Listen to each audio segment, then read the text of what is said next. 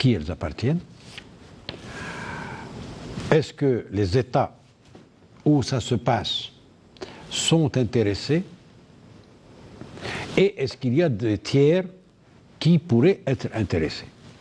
Alors, pour ce qui nous concerne pour cette opération du mois de mars, d'abord, ce sont des archives, si on s'entend que c'était des archives. Parce qu'à ma connaissance, ce sont plutôt beaucoup de livres. Et des livres imprimés. Qui appartenaient à une famille française. Donc, c'est des livres qui appartiennent à une famille et qui peuvent également se retrouver dans d'autres familles, dans d'autres bibliothèques. Et comme ce sont des livres imprimés, donc normalement, le caractère un peu particulier n'existe pas. Pour ce qui est des archives, sont des archives françaises ou bien des archives algériennes qui auraient été substituées spoliées. ou spoliées et qui se retrouvent sur la place publique en train d'être vendues. À ma connaissance, ce sont des archives françaises, donc qui ne nous concernent pas, concernent notre histoire, mais d'une façon assez... ce sont des archives françaises. Donc par rapport à l'estimation de la valeur culturelle de cette acquisition, qu'est-ce que vous diriez? Je vous répondrai que toute opération qui pourrait enrichir le patrimoine national est la bienvenue, même si nous payons des sommes extraordinaires, mais il faut s'engager. Alors, il faut avoir le courage d'acheter ce qui peut être acheté. Comment ça se passe lorsqu'on fait une acquisition, après des recherches, après que des personnes, vous le disiez, aient signalé ces documents, comment ça se passe lorsqu'on les ramène en Algérie? Est-ce que des spécialistes se mettent à l'œuvre tout de suite pour en estimer la valeur culturelle? Avant même la vente, normalement, des spécialistes se rendent sur les lieux et voient ce qui est proposé à la vente. C'est le cas? Il doit y avoir une estimation de l'importance. Parce que dans une vente aux enchères, on ne déclenche pas une expertise aussi facilement que pour une statue. Là, parce que c'est beaucoup plus pointu. Et donc, c'est beaucoup plus profond. Ça demande énormément de temps parce qu'il faut qu'on voit le papier. Est-ce que c'est un papier qui correspond à la période? Est-ce que l'encre avec laquelle il a été écrit? Est-ce que les cachets sont authentiques? Est-ce que le cachet de cire est également entier? Est-ce qu'il n'y manque pas une... Oui. Les malfaçons sont très faciles, surtout avec les moyens qui existent aujourd'hui. Donc nous n'avons pas de moyens de vérifier... Nous avons les moyens. Avant la vente? Avant la vente, c'est très difficile. Même en France, la Direction générale des archives de France n'a pas autant de moyens qu'elle mettrait après l'achat. Alors, Hamidou Messoudi, le directeur général de l'ENAG, l'entreprise nationale des arts graphiques, dit, je le cite, « Dans le futur, d'autres institutions devront faire ce travail et s'impliquer davantage dans ce type d'opération. » Il parlait notamment du Centre national des archives et du ministère des Moudjahidines. Votre commentaire, M. Chérif? Mais bien sûr, il est absolument nécessaire que nous travaillions en symbiose et que nous travaillions les uns avec les autres et que nous échangions nos informations. Il n'y a personne n'est sclérosé dans son petit coin et en train d'attendre la manne que ça lui tombe du ciel. Non, il y a des institutions qui s'occupent de ces domaines-là, parce que ce n'est pas un seul domaine, c'est des domaines. Le domaine de la culture en général, c'est assez vaste. Je peux avoir un renseignement concernant une toile, une statuette, une statue. Je suis moralement, légalement, oui, mais moralement, je suis tenu d'en informer mes collègues pour qu'ils puissent prendre les dispositions. S'ils ont besoin de mon aide, je le donne. Donc il n'y a pas un manque de coordination entre les institutions? Il y a un manque de coordination, effectivement. Est-ce que vous voulez relever il y a un manque de coordination, je le déplore. Et pour quelle raison, à votre avis, M. Chérif? Moi, je crois que c'est un peu par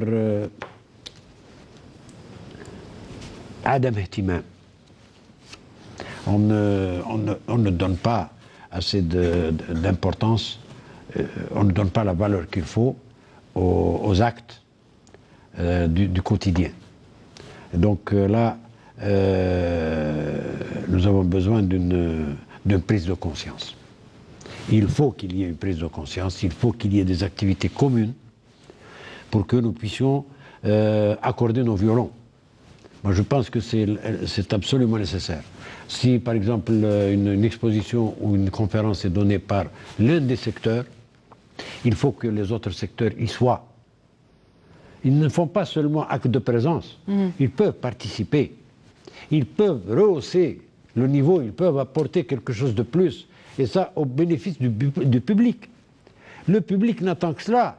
Il a besoin de bonnes productions. Est-ce que vous sentez que le public, justement, en Algérie, est sensible au travail archiviste? Il est très sensible. Il est très sensible. De quelle manière vous le sentez? Il suffit de faire appel à lui, il suffit de le contacter, il suffit de le... comment dire, de le chatouiller. Excusez-moi le terme, mais il faut le chatouiller. Vous avez des sujets qui sont véritablement recherchés. Eh bien, donnons au public ce qu'il veut. Et en plus de ça, apportons-lui la connaissance qu'il n'a pas. Alors, vous nous renvoyez à la question de l'accessibilité des archives nationales dans notre pays. Que répondez-vous à ceux qui disent que les archives nationales ne sont pas accessibles? On connaît évidemment plus ou moins les conditions sous lesquelles on peut consulter et ne pas consulter certaines archives, mais de manière générale, le centre des archives nationales est vu comme une sorte de forteresse fermée, qui ne communique pas. Voilà. Oui, oui. Malheureusement, c'est une mauvaise réputation. C'est une réputation qui n'est pas juste et qui n'est pas réelle.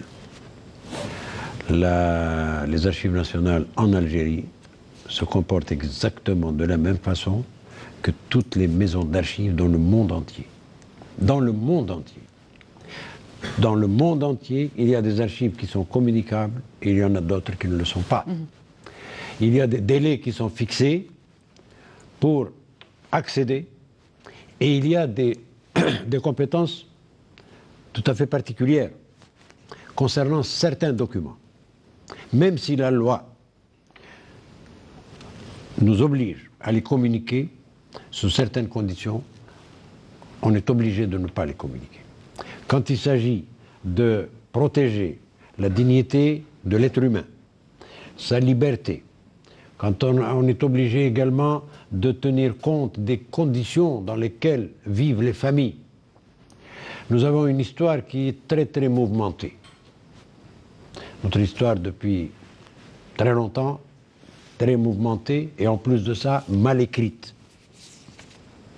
On est vite parti sur une fausse opinion. Pourquoi? Parce qu'il n'y a pas suffisamment de travaux qui puissent appuyer une certaine thèse et effacer les autres thèses. Donc, dans ces conditions-là, nous sommes les garants de la stabilité sociale. Nous ne voulons pas qu'à cause d'un document, il puisse y avoir des problèmes sociaux, surtout à un moment où des problèmes sociaux se posent. Donc, il y a des conditions dans lesquelles les archives nationales ne donnent pas accès à ces documents. Je dirais, par exemple, je peux vous donner un exemple, les dossiers personnels ne sont accessibles qu'après 100 ans, après la mort de la personne. Même si les 100 ans sont écoulés et que nous en sommes à 120, 130 ans, on est encore en mesure d'interdire la communication de ce dossier. Est-ce que ce sont les mêmes lois partout ou partout. est-ce que c'est particulier à l'Algérie? Les délais ne sont pas les mêmes. Je parlais des délais, monsieur. Non, les délais ne sont pas les mêmes. Mais disons qu'ils se rapprochent généralement. Et puis, il y a des opérations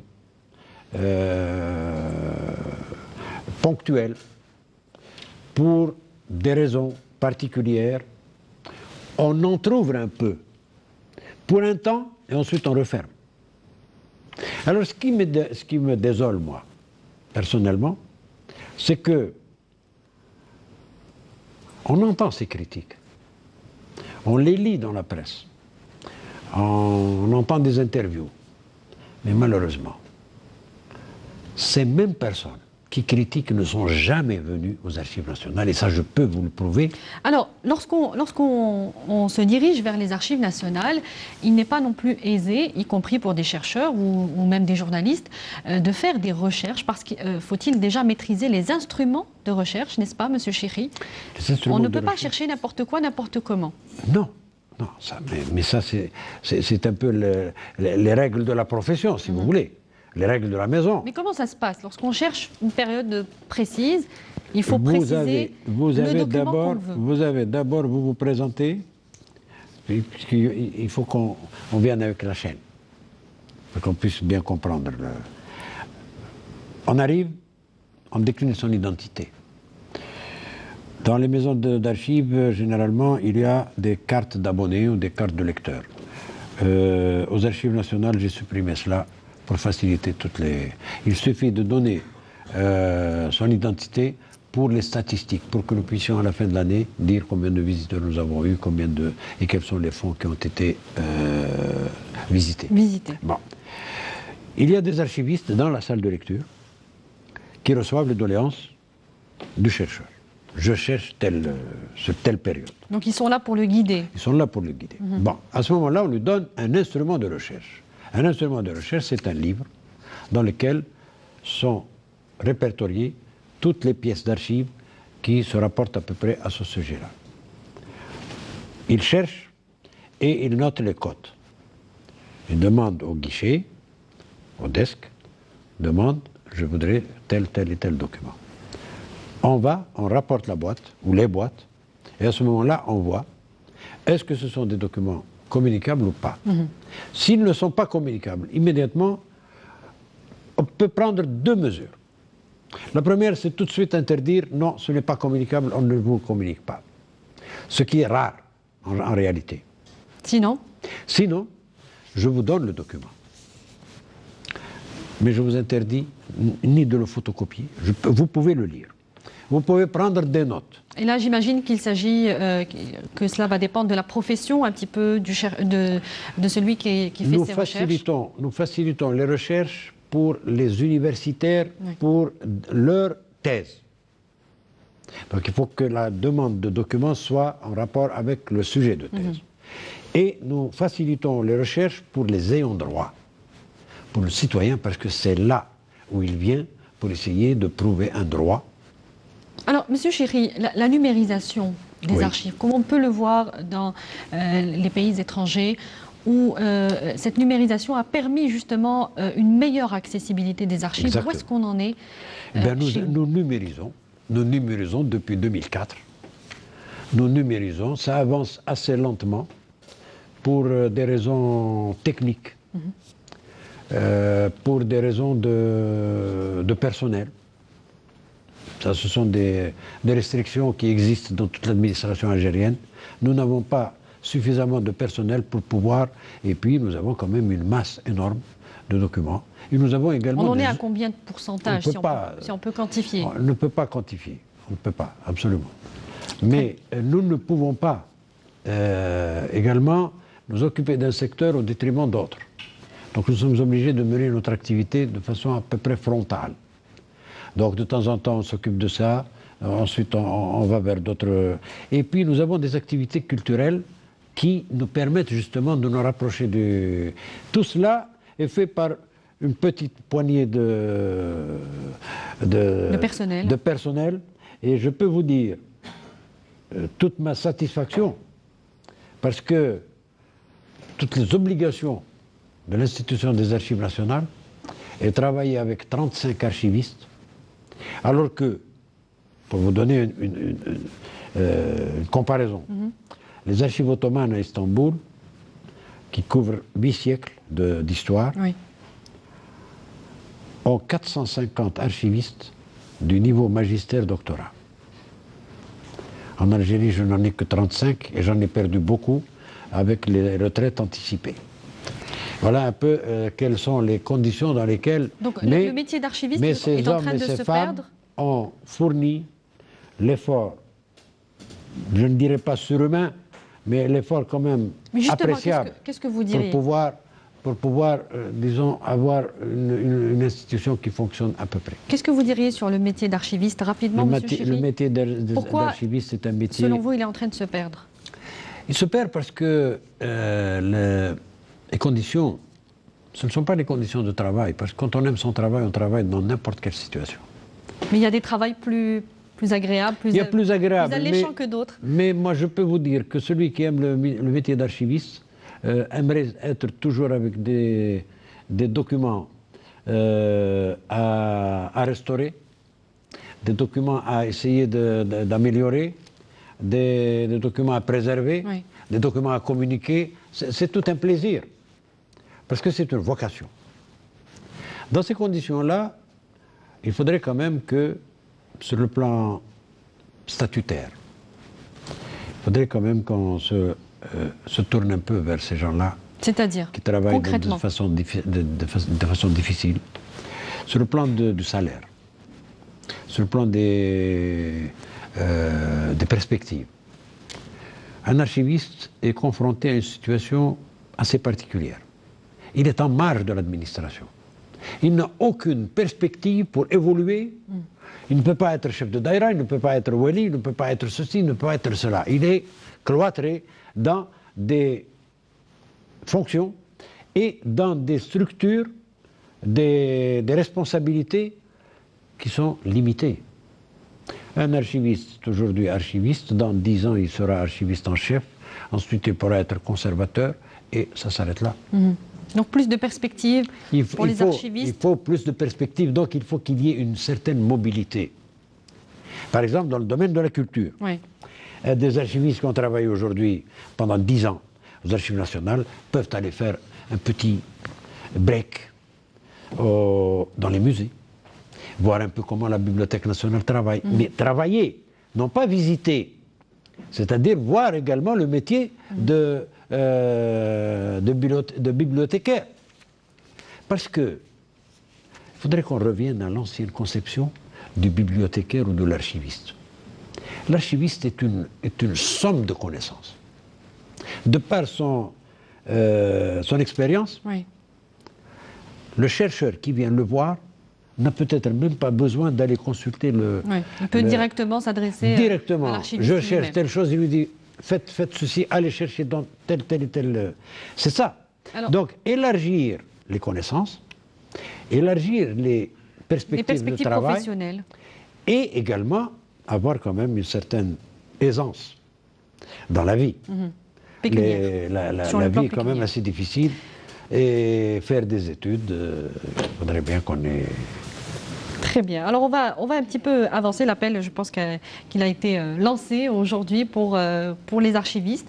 On va avancer sur le sujet des archives. La quasi-totalité des archives coloniales manque aux fonds constitués durant l'occupation coloniale de 1830 à 1962. Vous avez évoqué récemment des lenteurs, Monsieur Chiri, des procédures de restitution avec le changement des dirigeants à la tête de la France. C'est-à-dire qu'on n'a jamais vraiment réussi à établir un dialogue continu. C'est ce que vous vouliez dire? Bon, je dirais seulement que peut-être que les relations entre les deux pays entrent dans une phase nouvelle.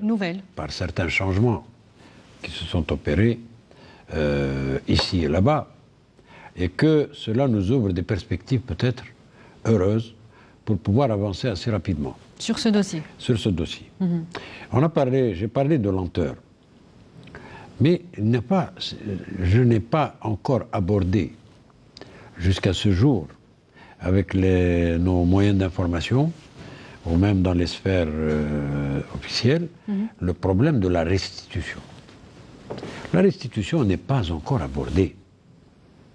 Nous parlons de lenteur dans les procédures pour essayer de fixer un cadre juridique acceptable pour les deux parties et qui puisse assurer les droits de l'Algérie sur un patrimoine qui lui a été substitué, qui lui a été enlevé. Oui. C'est le fond de ce travail. Sur quoi il bute? Il bute sur des conceptions différentes, sur des définitions différentes et sur certains concepts juridiques qu'on voudrait appliquer à des situations qui n'existent pas. Voilà un peu le problème. La complexité. C'est cette complexité. Imaginez, les pourparlers concernant les archives durent depuis pratiquement 50 ans. En 50 ans, nous venons à peine de faire admettre à la partie française que le différend qui existe entre la France et l'Algérie en matière d'archives est un contentieux. Oui. Le terme contentieux a toujours été refusé. Alors que il s'agit bien de problèmes entre deux États. Oui.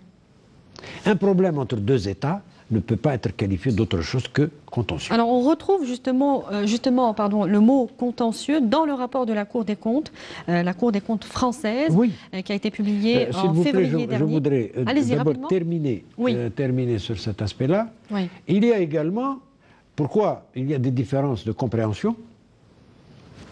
On ne s'entend pas parce qu'on ne nous donne pas la définition de certains concepts qu'on utilise. Archives de gestion, archives de souveraineté. Normalement, parler des archives de gestion, il n'y a même pas lieu de parler de restitution, parce que celles-là, elles appartiennent à l'Algérie et notre administration en a besoin. Elle en a besoin, quotidiennement, elle en a besoin. Oui. Et il n'y a aucun secret là-dedans. Donc ça, on peut évacuer et tout de suite récupérer ces archives. Mais même là, ça bloque. Même là, ça bloque. Les archives de souveraineté, là, c'est véritablement un grand point d'interrogation. Que veut dire le terme archives de souveraineté?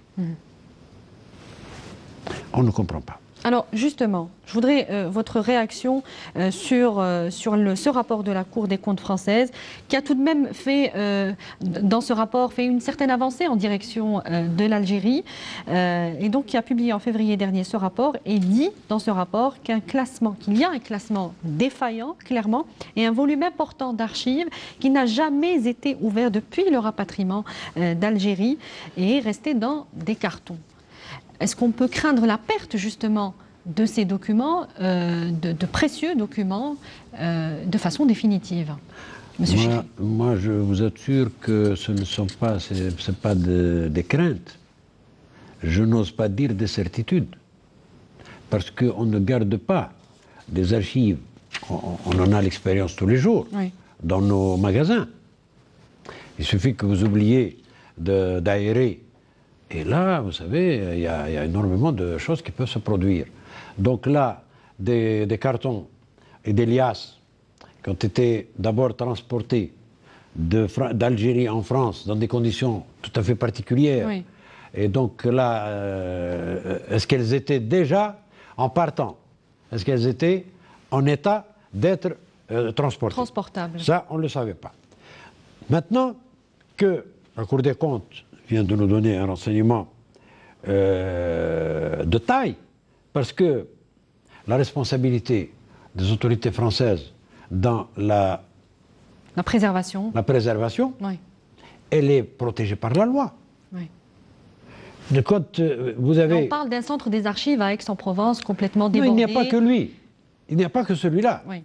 Il n'y a pas que celui-là. Les archives ont été éparpillées. Oui. D'abord pour en perdre la trace. Cela s'est fait. Vous avez pendant un temps des fonds qui se trouvent à un lieu, ensuite vous y allez, ah non, non, elles ont été transférées ailleurs. Et on ne sait pas. Mais on ne peut pas. On a la responsabilité de la chose gardée. Oui.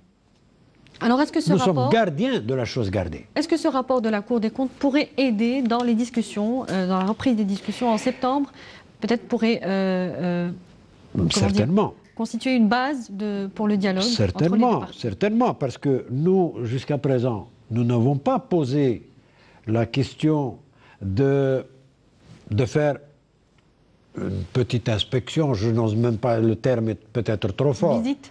Mais une visite, j'ai fait des visites, mais elles ont été très superficielles. Oui. Mais là, il faudrait quand même qu'on aille voir un peu plus près, Oui. pour voir d'abord le papier dans lequel ces liasses sont faites. Est-ce qu'il ne s'agit pas de plastique? Parce que le plastique, c'est très très corrosif pour le papier. Quelle est la nature des documents? Est-ce que ce sont des journaux? Parce que le papier journal, lui aussi, a ses conditions, et le papier administratif également. Donc, ça peut nous aider. À partir de là, effectivement, nous allons demander à la partie française d'essayer de nous donner un état des lieux. Plus de précision. Plus de précision, parce que le rapport de la Cour des comptes française attire l'attention là-dessus. Peut-être qu'il y a des annexes à ce rapport qui ne sont pas publiables, c'est possible.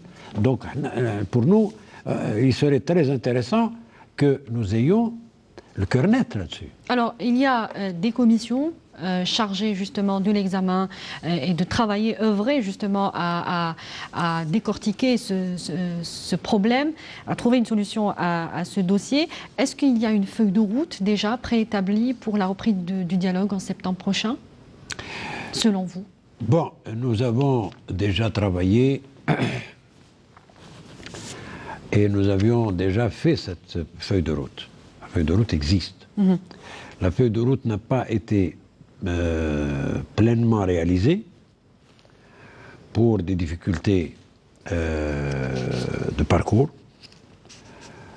J'ai parlé de la difficulté d'avoir un nombre nécessaire d'archivistes pour pouvoir s'occuper de certaines choses. Et sur ce dossier-là, effectivement, j'ai des difficultés. Le Premier ministre algérien, il y a quelques années, quand je lui ai fait une demande de dérogation pour un recrutement d'archivistes pour ces opérations-là, m'avait donné une dérogation.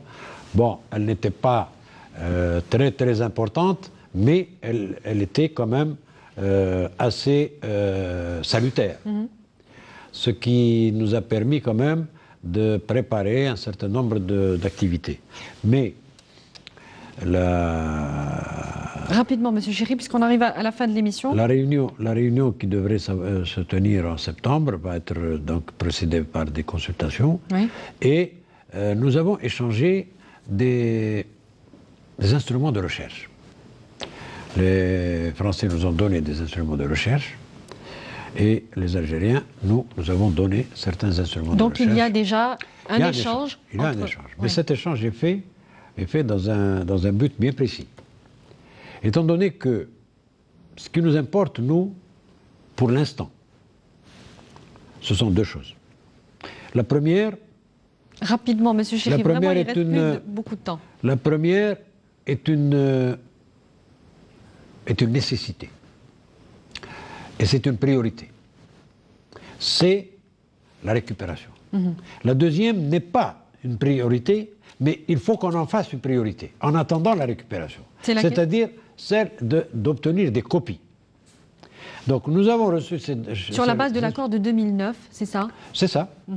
Donc il y a un accord pour nous permettre d'avoir des copies pour nos chercheurs, pour leur éviter d'aller en France et de perdre du temps. Ils auront les documents ici. Alors vraiment... Sur ce point-là, c'est ce que nous allons étudier en septembre. En septembre. Pour la réalisation. Vraiment très très rapidement, puisque c'est la dernière question, Abdelmajid Chéri, sur ces historiens français, intellectuels français et algériens qui s'étaient rassemblés en 2016 pour demander au Muséum national d'histoire naturelle de Paris de restituer les crânes des martyrs algériens tombés au champ d'honneur. Le musée s'était dit prêt à examiner favorablement la demande. Est-ce que selon vous, il y a eu du nouveau? Et votre commentaire sur cette démarche? Et ce sera la dernière question. Ma chère amie, c'est un sujet sur lequel je répondrai en tant que citoyen. Allez-y. D'une part. En tant qu'amoureux de l'histoire, d'autre part. Je trouve quand même assez navrant que des têtes d'hommes illustres, algériens, qui ont combattu avec honneur, se retrouvent dans un musée à être exposés Dans des cartons. et dans des cartons. Donc là, véritablement, je ne peux pas qualifier cela. Maintenant, y a-t-il du nouveau dans ce domaine-là? Je vous assure que je ne suis pas au courant. Ça n'est pas Mais ce n'est pas dans mes cordes parce que les archives nationales s'occupent de papier, s'occupent de films, s'occupent mais de pièces. Ce sont les musées généralement qui s'en occupent. Bon, le problème est trop gros, trop important pour qu'on ne puisse pas s'y intéresser. Mais c'est une démarche qui peut faire avancer, en tout cas, les choses. Elle doit avancer. Oui. Elle doit avancer. Parce qu'il y a quand même une dignité nationale. Et je pense que la partie française comprendra que quand il s'agit de la dignité nationale, eh bien, on est, je pense, sur le même diapason. Donc, on se comprend et on devrait se comprendre pour pouvoir justement faire avancer ce dossier. Abdelmajid Chekhi, vous êtes le directeur général des Archives nationales. Merci d'avoir répondu à toutes nos questions aujourd'hui. Merci à vous. Tout le plaisir également. a été pour moi. Merci encore. Bien Merci. que je vous ai laissé un peu sur votre soif peut-être. Non, non, ça va. Bien. Merci à vous également de nous avoir suivis. Je vous donne rendez-vous jeudi prochain pour un nouveau rendez-vous de notre invité. Très bonne suite des programmes sur notre chaîne. Au revoir. Merci beaucoup. صحتي يعطيك الصحة. كيف حالك؟